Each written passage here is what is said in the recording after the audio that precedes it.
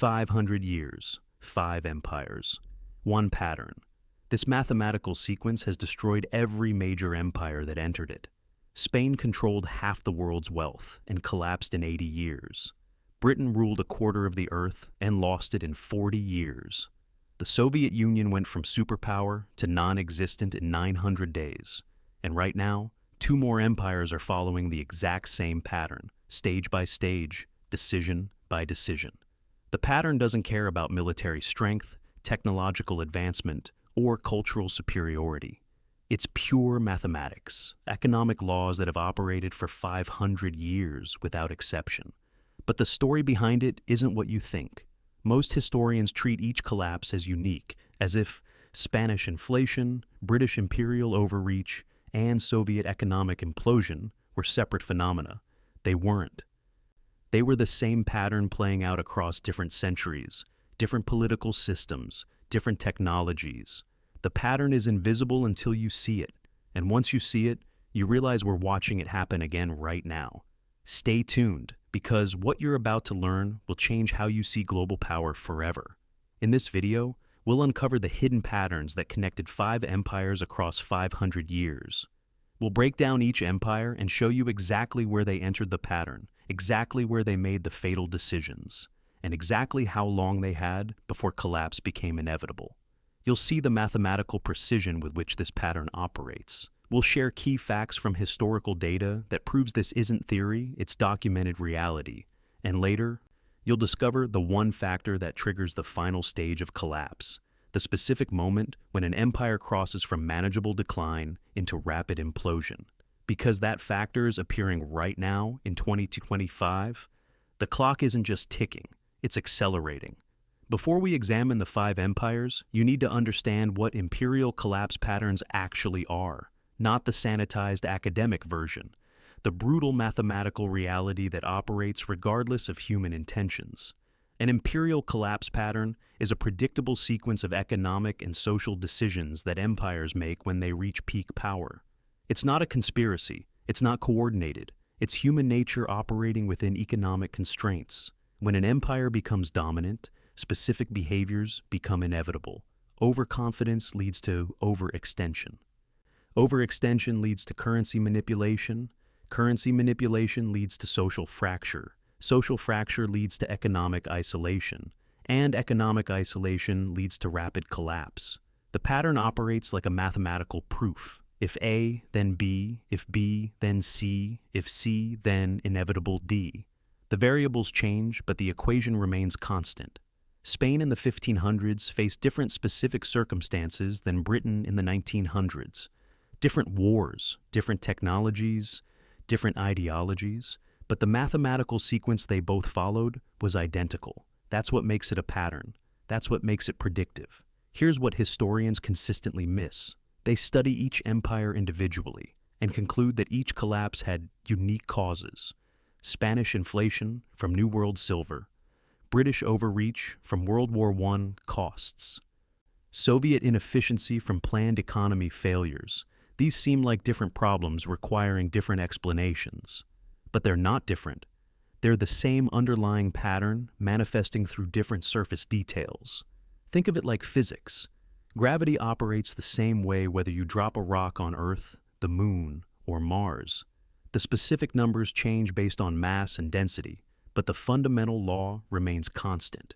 Imperial collapse patterns work the same way. The specific timeline might be 80 years or 40 years or 900 days. The specific trigger might be military defeat or economic crisis or social revolution. But the underlying mathematical sequence is identical.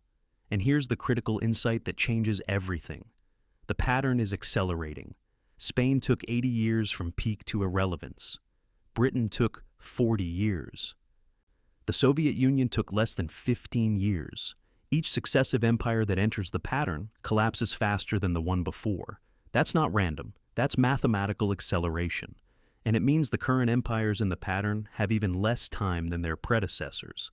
We're going to examine 5 empires across 500 years. Spain from 1500s to 1680s. Britain from 1890s to 1950s.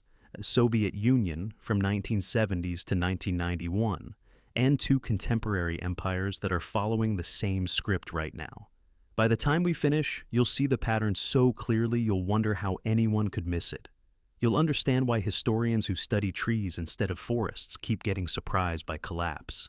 And you'll know exactly where we are in the current cycle. The pattern operates in stages, not arbitrary stages invented by theorists. Mathematical stages that show up in the data every single time. Economic overextension, currency debasement, social fragmentation, loss of reserve status, rapid collapse. These aren't categories, they're sequential dominoes. Knock over the first one and the others fall in predictable order with predictable timing. What makes this pattern so dangerous is how it feels during the early stages. When Spain was flooding Europe with silver in the 1550s, they felt invincible. When Britain controlled a quarter of the earth in 1914, decline seemed impossible. When the Soviet Union achieved the nuclear parity in the 1970s, permanence seemed guaranteed. The early stages feel like strength. That's the trap. By the time weakness becomes visible, the pattern is already locked in. And here's what should keep you awake at night. The pattern doesn't require malicious intent or catastrophic mistakes. It requires normal human decisions made by rational people pursuing their perceived interests. Spanish kings spending silver on wars that seemed important. British politicians maintaining an empire that seemed valuable. Soviet leaders competing in an arms race that seemed necessary. These weren't insane choices. They were logical decisions that happened to feed into a mathematical pattern that leads to collapse. That's why the pattern is so reliable. It doesn't depend on stupidity or evil. It depends on human nature operating within economic constraints. And human nature hasn't changed in 500 years. Neither have the economic constraints. The pattern that destroyed Spain in 1680 is the same pattern destroying empires today. The math hasn't changed. Only the speed has accelerated. 5 empires, 5 identical patterns, 5 complete collapses, and we're going to see exactly how it happened each time. We'll start where the pattern was first documented. We'll start with the empire that discovered the New World, controlled more gold and silver than anyone in history, and collapsed so completely they never recovered. We'll start with Spain, the original blueprint, the empire that set the template every other empire would follow for the next 500 years. Because understanding how it started helps you see why it keeps repeating, and why it's repeating right now. Spain in 1492 was a regional European power. By 1550, they were the first global superpower in human history. By 1680, they were a second-rate nation that would never recover. 188 years from emergence to irrelevance. And the pattern that destroyed them would repeat 4 more times over the next 500 years. The transformation began with Columbus. When he landed in the Americas in 1492, he opened a pathway to wealth beyond European imagination. Within 30 years, Spanish conquistadors had toppled the 2 richest civilizations in the New World. Hernán Cortés conquered the Aztec Empire in Mexico between 1519 and 1521. Francisco Pizarro destroyed the Inca Empire in Peru between 1532 and 1533. And Spain seized control of the largest deposits of precious metals ever discovered by European civilization. The silver mines at Potosí in modern-day Bolivia were discovered in 1545. Within 5 years, they were producing more silver than all the mines in Europe combined. The Zacatecas mines in Mexico opened in 1546 and added even more capacity. By 1550, Spanish galleons were transporting 200 tons of silver annually from the Americas to Spain. By 1600, that number had increased to over 300 tons per year. For 150 years, approximately 80% of the world's silver production flowed through Spanish hands. This wasn't just wealth, this was currency itself. Silver was money, and Spain controlled the source. They could mint coins, finance wars, build fleets, maintain armies. The Spanish real became accepted currency from Manila to Madrid. Their military, the Spanish tercios, were the most feared infantry formations in Europe, undefeated in major battles for over a century. Spanish territory spanned every continent, the Philippines and Asia, the Americas from California to Argentina, the Netherlands and Europe, territories in Italy, outposts in Africa. The sun never set on Spanish land. King Philip II, who ruled from 1556 to 1598, controlled the wealthiest empire on Earth. More precious metals flowed through his treasury than through any kingdom in human history up to that point. The treasure fleets arriving annually from the Americas brought such enormous quantities of gold and silver that Spain seemed to have unlimited resources. This was the peak. This was stage one of the pattern: total dominance, unquestioned power, the belief that strength was permanent. But the pattern was already beginning, because peak prosperity creates specific behaviors that guarantee decline. Spain at its height made a series of decisions that seemed rational in the moment. They decided to defend Catholicism across Europe during the Protestant Reformation. They decided to fight the Ottoman Empire for control of the Mediterranean. They decided to suppress rebellion in the Netherlands. They decided to maintain their American empire against pirates and rival powers. They decided to project power in Italy, France, and Germany simultaneously. Each decision seemed justified. Defending Catholicism was a moral imperative. Fighting the Ottomans protected Christian Europe. Holding the Netherlands preserved Spanish territory. Maintaining the American empire protected the silver supply. Every choice had logic behind it, but together these choices created overextension that silver alone couldn't support. The Netherlands rebellion began in 1568 and would last 80 years. The Dutch were fighting a guerrilla war that Spanish armies couldn't crush despite overwhelming military superiority. Every year, Spain sent more soldiers, more supplies, more gold to the Netherlands. And every year, the rebellion continued. The war would eventually cost Spain more than all the silver extracted from the Americas during that same period. But Spain couldn't withdraw.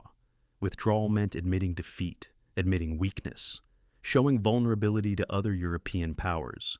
In 1571, Spain fought the Battle of Lepanto against the Ottoman fleet in the Mediterranean. They won, destroying Ottoman naval power and becoming heroes of Christian Europe. But the cost was staggering. Building and maintaining the fleet drained resources, and the victory, while glorious, didn't translate into lasting strategic advantage. The Ottomans rebuilt their fleet within 2 years. Then came 1588 and the Spanish Armada. Philip II decided to invade England, overthrow Queen Elizabeth I, and end English support for Dutch rebels. He assembled 130 ships and 30,000 men, the largest naval invasion force ever attempted in European history up to that point. The Armada sailed in July 1588. By September, half the ships were destroyed, and 20,000 men were dead. Spain lost nearly half their fleet in a single campaign, and they had to rebuild everything at enormous cost. Meanwhile, the silver that seemed infinite was causing a problem nobody had anticipated: inflation. When you flood an economy with currency, prices rise. Between 1500 and 1600, prices in Spain increased by 400%. The silver that bought tremendous quantities of goods in 1550 bought a fraction of that by 1600. Spain was getting richer in nominal terms, but poorer in real purchasing power. And here's where Spain entered the fatal stage of the pattern: currency debasement. When the silver couldn't cover the military costs, Spanish kings began manipulating the currency. They mixed copper with silver coins to stretch the precious metal supply. They issued more currency backed by less actual silver. They debased the coinage systematically to pay for wars they couldn't afford through legitimate means. The consequences were predictable. Merchants started demanding actual silver weight rather than accepting coins at face value. Foreign bankers charged higher interest rates because Spanish currency was unreliable. Trade partners began avoiding Spanish money when possible. The currency that had been accepted everywhere started being rejected everywhere. Then came the sovereign defaults. In 1557, King Philip II simply declared bankruptcy. Spain refused to pay its debts to Italian and German bankers. This wasn't a restructuring. This was outright default. Creditors lost everything. Trust in Spanish finances evaporated. When Spain tried to borrow again, interest rates had tripled, but the wars continued, the costs continued, the currency continued weakening. So Spain defaulted again in 1560, then again in 1575, then again in 1596. 4 sovereign bankruptcies in 40 years. Each one destroyed more trust. Each one made borrowing more expensive. Each one isolated Spain further from the international financial system. By 1600, Spain was trapped. They were still receiving silver from the Americas. They still controlled vast territory. They still had powerful armies. But the economic foundation was crumbling. The currency was unreliable. The government was bankrupt. The wars were unwinnable but couldn't be stopped. They were overextended militarily, bankrupt financially, and isolated economically. The acceleration began in the 1620s and 1630s. In 1621, the Netherlands truce expired and war resumed. In 1635, France entered the 30 Years' War against Spain. Spanish armies were now fighting on multiple fronts simultaneously. The costs exceeded anything the silver mines could provide. The government resorted to confiscating private silver shipments. They raised taxes to crushing levels. They printed more debased currency. And the economy started collapsing under the weight. Then came 1640, the year everything broke. Catalonia, one of Spain's core territories, rebelled. Portugal, which had been under Spanish rule since 1580, revolted and regained independence. Italian territories rebelled. The Netherlands were winning their independence war. Spain was fragmenting. The center couldn't hold because the economic foundation had been destroyed by decades of overextension, currency manipulation, and debt default. By 1648, the 30 Years' War ended with the Peace of Westphalia. Spain had to recognize Dutch independence after 80 years of war. They had lost vast sums and gained nothing. By 1659, they signed the Treaty of the Pyrenees with France, ceding territory and admitting military defeat. By 1668, they formally recognized Portuguese independence. Within 80 years of peak power in the 1550s, Spain had gone from global superpower to regional power. They still controlled colonies in the Americas. They still received silver from the mines. But they couldn't project power anymore. They couldn't maintain their military position. They couldn't compete with rising powers like France, England, and the Netherlands. The empire existed on maps, but not in reality. The population of Spain actually declined during this period. Disease, war, and economic collapse drove people away. The most productive citizens left for opportunities elsewhere. Agricultural production fell. Industrial capacity shrank. The society that had seemed invincible became a cautionary tale. And here's what Spain never understood until it was too late. The silver wasn't making them powerful. The silver was enabling behaviors that made them weak. It allowed them to overextend militarily beyond sustainable limits. It allowed them to avoid economic reforms because they could just spend more silver. It allowed them to debase their currency because they assumed the mines would produce forever.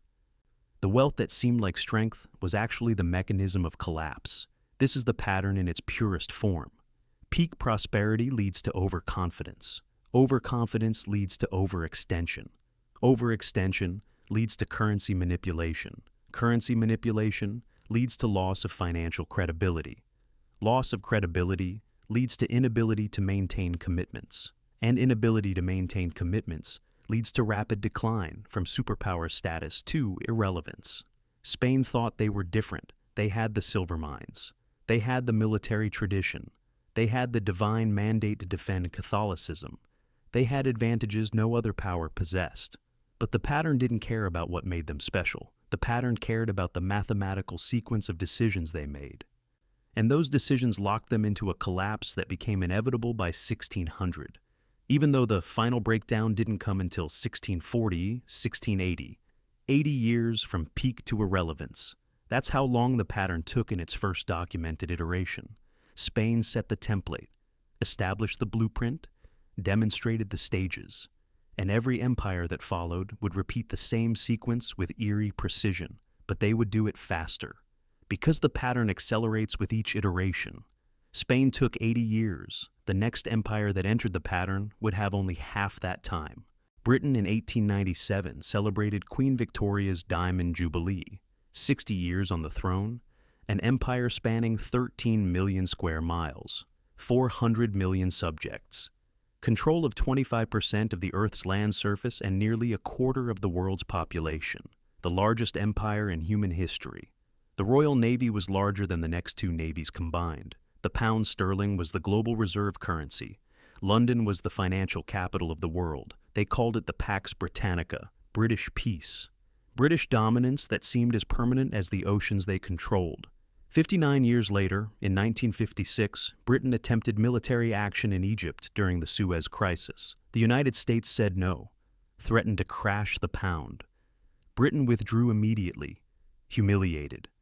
That moment revealed what had been true for years, but never openly admitted. Britain was no longer a superpower. They were America's junior partner. The empire was gone. The currency was ordinary. The power was memory. 59 years from unquestioned dominance to subordinate status. Half the time, it took Spain. The pattern was accelerating, and Britain followed the exact same sequence Spain had followed 300 years earlier, stage by stage, decision by decision, as if reading from the same script. Britain's rise to global dominance took centuries, but their peak came in the late 1800s. The Industrial Revolution had given them a massive technological advantage. They produced more steel, coal, and manufactured goods than any nation. Their textile mills dominated world markets. Their railways spanned continents. Their telegraph cables connected every major port. Their banks financed projects globally. And their navy enforced a global order that facilitated British trade everywhere. The empire was vast. India, the crown jewel, with its 300 million people and enormous resources. Canada, Australia, New Zealand in the British Commonwealth. Colonies across Africa from Egypt to South Africa, the Caribbean, Hong Kong, Singapore, Malaysia, Burma, territories and protectorates on every continent. British governors ruled, British law applied, British currency was accepted. The sun literally never set on British territory, and the pound sterling was king. When international trade happened, it happened in pounds. When nations held reserves, they held pounds. When debts were denominated, they used pounds. This gave Britain extraordinary leverage. They could borrow at low rates. They could finance the empire cheaply. They could maintain global military presence at costs other nations couldn't match. The reserve currency status was the foundation of everything. But the pattern was already forming, because empire maintenance has costs, and those costs grow over time. By the 1890s, Britain was spending enormous sums to govern India, defend trade routes, suppress rebellions, compete with emerging powers like Germany and the United States, and maintain the Royal Navy's dominance. The Boer War in South Africa from 1899 to 1902 was a wake-up call. A conflict against Boer farmers in a minor colonial territory cost more than expected, took longer than anticipated, and revealed military weaknesses. But Britain had the financial capacity to absorb the costs. The pound was strong, the economy was wealthy, the problems seemed manageable. Then came August 1914.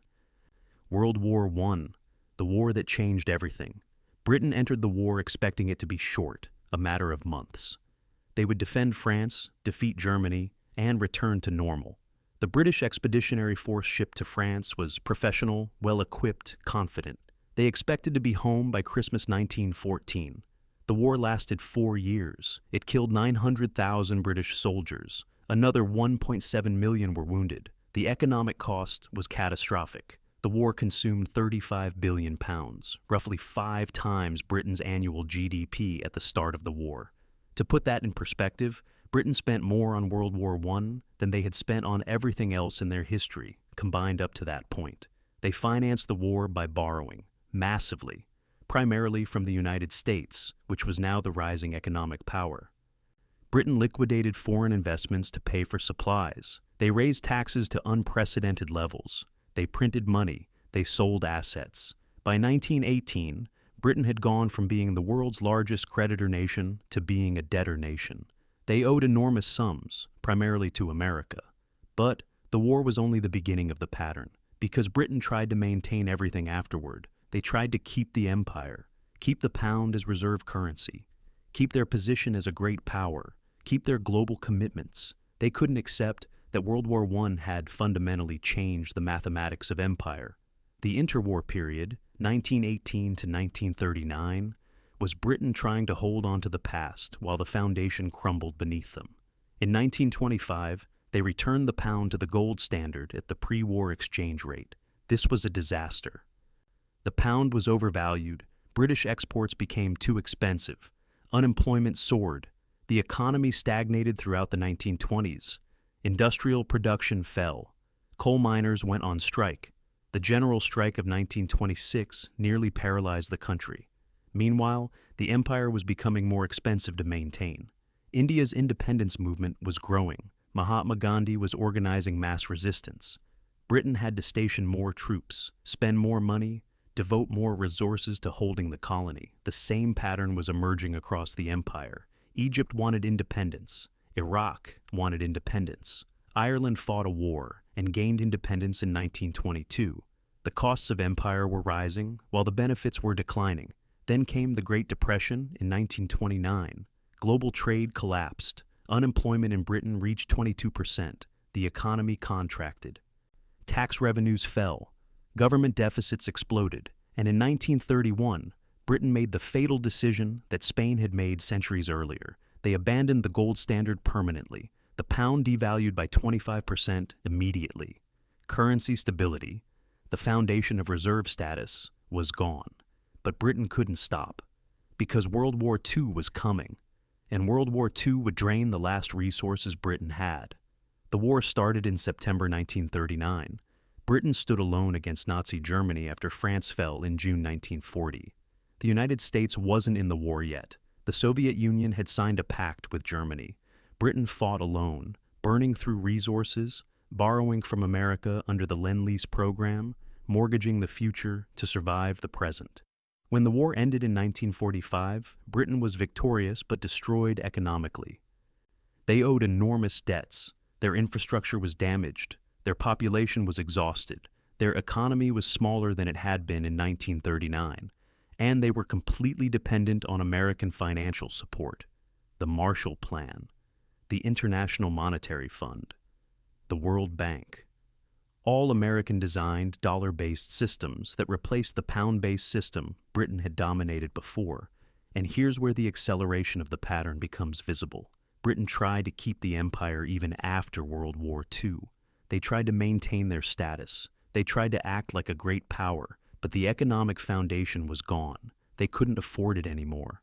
India gained independence in 1947, Burma in 1938, Ceylon in 1938. Palestine was abandoned in 1948. The jewels of the empire were leaving. And Britain couldn't stop it because they couldn't afford to hold them. Each independence movement required military suppression. Each suppression cost money Britain didn't have. The choice was simple: grant independence or go bankrupt trying to prevent it. But Britain still hadn't accepted reality. And that brings us to 1956, the Suez Crisis. The moment when the illusion finally shattered. Egypt's leader, Gamal Abdel Nasser, nationalized the Suez Canal in July 1956. The canal was critical to British interests. Oil from the Middle East flowed through it. Trade to Asia went through it. Losing control of the canal meant losing strategic leverage. So, Britain, along with France and Israel, planned a military operation to retake the canal and overthrow Nasser. The military operation succeeded. British and French forces seized the canal. Israeli forces swept through the Sinai. Militarily, they won. But economically and politically, they lost everything. The United States was furious. President Eisenhower hadn't been consulted. He saw the operation as colonial aggression that would push Middle Eastern nations toward the Soviet Union during the Cold War. So, America threatened Britain economically. They started selling pounds on the currency market. They threatened to block emergency loans Britain needed. They made it clear: withdraw immediately or face financial crisis. Britain withdrew within weeks. Complete humiliation. They had won the military battle but lost the war because the moment revealed the truth. Britain couldn't act independently anymore. They needed American financial support. The pound was vulnerable to American pressure. The empire was gone in everything but name. Within 15 years of Suez, most of the remaining empire was liquidated. African colonies gained independence throughout the 1960s. Caribbean territories became independent. By 1971, when Britain withdrew forces from east of Suez, the empire was effectively over. They kept some small territories, but the era of British global dominance was finished. And the pound? It lost reserve currency status gradually between 1944 and 1971. The Bretton Woods Agreement in 1944 made the dollar the primary reserve currency with the pound as a secondary reserve. By the 1950s, central banks were shifting from pounds to dollars. By 1971, when the United States itself abandoned gold backing for the dollar, the pound was just another floating currency. No longer the global reserve. No longer the foundation of international trade. Just the currency of a medium-sized European economy, 40 years from peak to irrelevance. Half the time Spain took. The same pattern. Overextension through world wars instead of religious wars. Currency debasement through leaving gold standard instead of mixing copper with silver. Loss of reserve status through American replacement instead of merchant rejection. But the sequence was identical, and the acceleration was undeniable. Britain thought they were different. They had the Navy. They had the Empire. They had centuries of dominance. They had defeated Napoleon. They had survived the world wars. But the pattern didn't care about military victories. The pattern cared about economic mathematics. And the mathematics said, an empire that borrows beyond its means, maintains commitments it can't afford, and loses currency credibility will collapse. 40 years for Britain. The next empire would have even less time. The Soviet Union in 1980 was the other superpower. Nuclear weapons capable of destroying the world multiple times over. The largest army on Earth with 5 million active personnel. Control of Eastern Europe. Client states on every continent. A space program that had beaten America to orbit.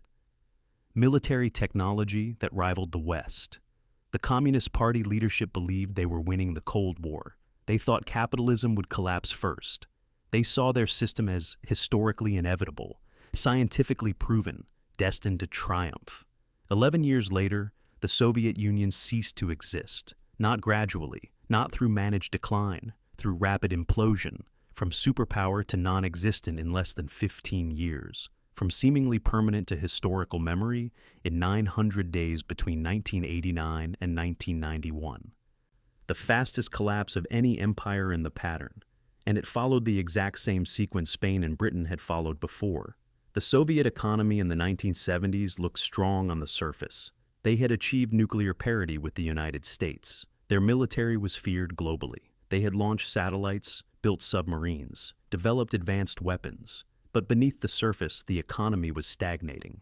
Growth rates fell from 5% in the 1960s to 2% in the 1970s to under 1% by the early 1980s. Industrial technology was falling behind the West. Consumer goods were scarce. The black market was growing larger than the official economy. Then came the decisions that locked in the pattern. In December 1979, the Soviet Union invaded Afghanistan. The reasoning seemed sound. Afghanistan bordered Soviet Central Asia. A communist government there was being threatened by Islamic insurgents. Soviet leaders believed a quick military intervention would stabilize the situation and protect their southern border.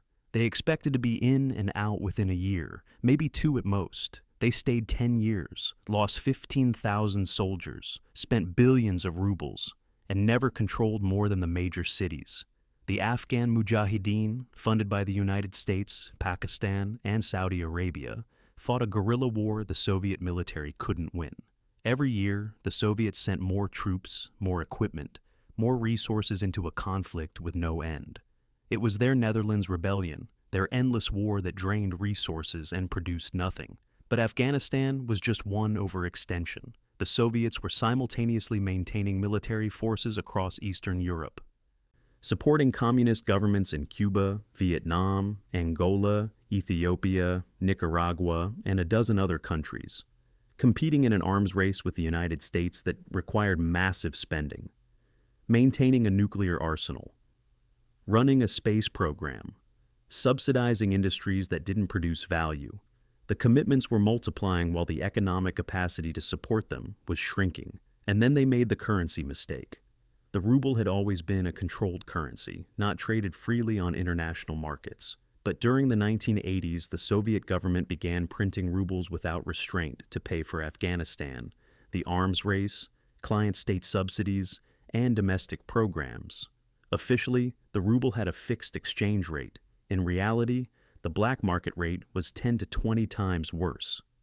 Soviet citizens knew their currency was worthless. They hoarded dollars, German marks, anything except rubles. Oil prices, which had propped up Soviet finances during the 1970s boom, collapsed in the mid-1980s. Oil went from $35 per barrel in 1980 to under $10 by 1986. Soviet export revenues crashed. Hard currency dried up. The government had no way to pay for imports. Store shelves became empty because producers hoarded goods rather than accept rubles. The monetary system was collapsing. Then came Mikhail Gorbachev in 1985. He introduced glasnost, openness, and perestroika, restructuring. These were supposed to save the system by allowing controlled reform. Instead, they accelerated collapse. Because once people could speak freely, they revealed how bad things actually were. The economy was broken. The government was corrupt. The Communist Party had no answers. The ideology was bankrupt. Ethnic tensions exploded. The Baltic states demanded independence. Ukraine pushed for autonomy. Georgia, Armenia, Azerbaijan all began breaking away. The Soviet Union was a multinational empire held together by force and ideology. Once the force weakened and the ideology lost credibility, nothing held the structure together. The acceleration happened so fast, it shocked everyone. In 1989, the Berlin Wall fell. Eastern European communist governments collapsed one after another. Poland, Hungary, Czechoslovakia, East Germany, Romania, Bulgaria. The entire Eastern European empire vanished in months. The Soviet Union didn't intervene because they couldn't afford to. They had no resources to suppress rebellions across an entire region. Then, the Soviet Union itself began fragmenting. The Baltic states declared independence in 1990. Ukraine declared independence in 1991.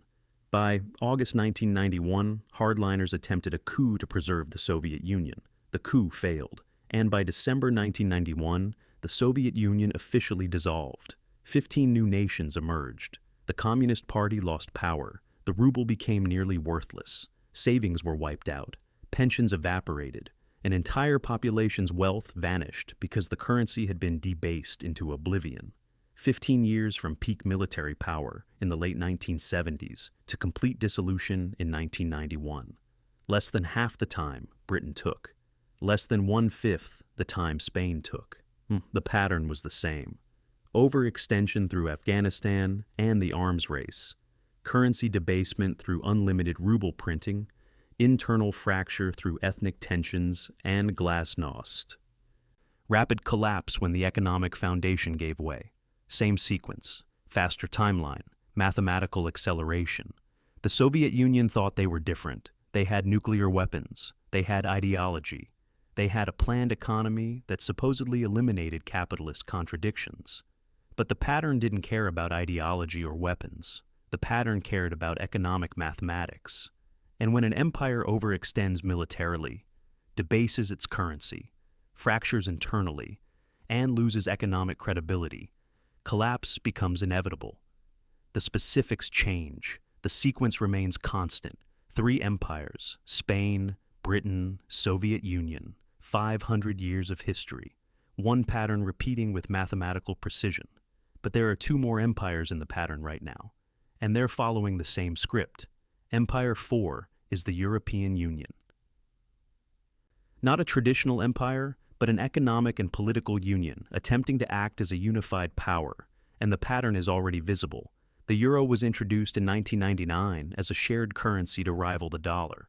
But the union overextended. They expanded to 27 member states without genuine political or fiscal integration. Different economies, different fiscal policies, one currency. The mathematics don't work. The 2008 financial crisis exposed the structural problems. Greece required bailouts. Spain, Portugal, Italy faced debt crises. The European Central Bank began quantitative easing, printing euros to buy government bonds. Currency debasement. Internal fractures emerged between northern and southern members. Brexit happened in 2016. The United Kingdom left the Union. Other nations are considering exit. The pattern is playing out in slow motion, but it's playing out. Empire 5 is the United States, and this is where the pattern becomes most relevant for 2025. Because America has been following the script with eerie precision. We reached peak unipolar dominance in the 1990s after winning the Cold War. We overextended militarily in the 2000s with Iraq and Afghanistan, maintaining 800 military bases globally. We debased the currency starting in 2008 with quantitative easing, printing trillions of dollars. We fractured internally with unprecedented political polarization, and we're now in the early stages of losing reserve currency status as nations develop alternatives to the dollar. BRICS nations announced plans for alternative payment systems. Saudi Arabia, which has denominated oil in dollars since 1974, began accepting yuan for oil sales in 2023. China and Russia conduct bilateral trade in their own currencies. Central banks globally are reducing dollar reserves and increasing gold holdings.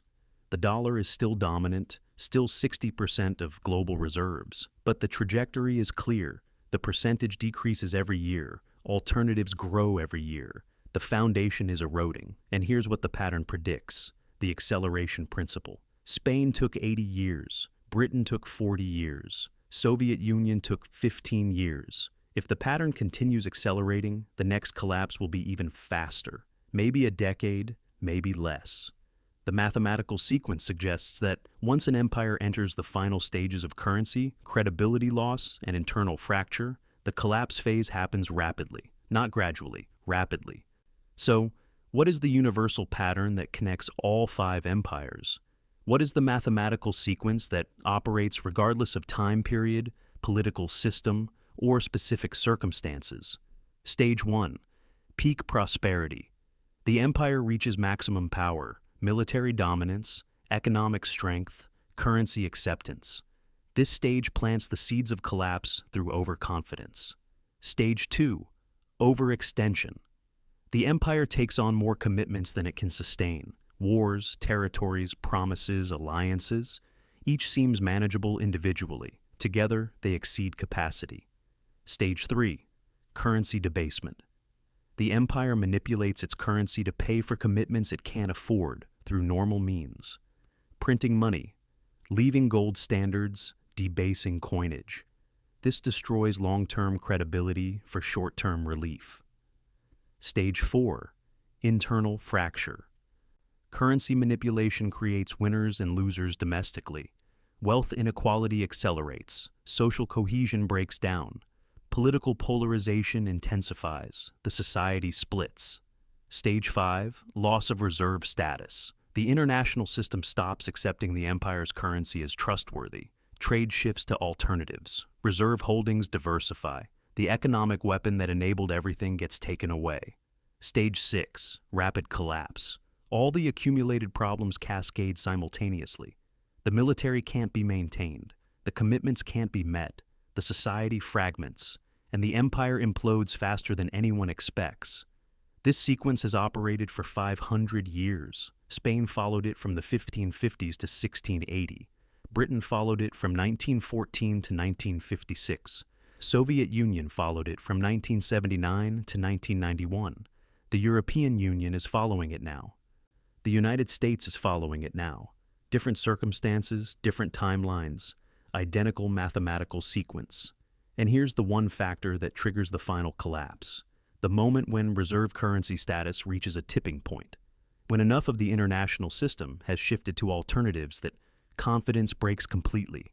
For Spain, it was when merchants refused their currency. For Britain, it was when the dollar replaced the pound at Bretton Woods. For the Soviet Union, it was when the ruble became worthless even to Soviet citizens. That moment is approaching for current empires. And when it arrives, the collapse phase begins. 500 years. 5 empires. One pattern. The mathematics don't care about military strength or technological advancement. They don't care about ideology or culture. They care about whether an empire overextends its commitments, debases its currency, fractures internally, and loses economic credibility. And every empire that does those things follows the same sequence to the same destination: collapse. Spain thought their silver made them exceptional. Britain thought their navy and empire made them permanent. The Soviets thought their ideology made them inevitable. The European Union thinks their integration makes them stable. America thinks our innovation and technology make us different. But the pattern doesn't recognize exceptions. The pattern recognizes mathematical sequences, and the sequence is playing out right now. This isn't about fear or pessimism. This is about pattern recognition. This is about understanding that history doesn't repeat exactly, but it rhymes with mathematical precision.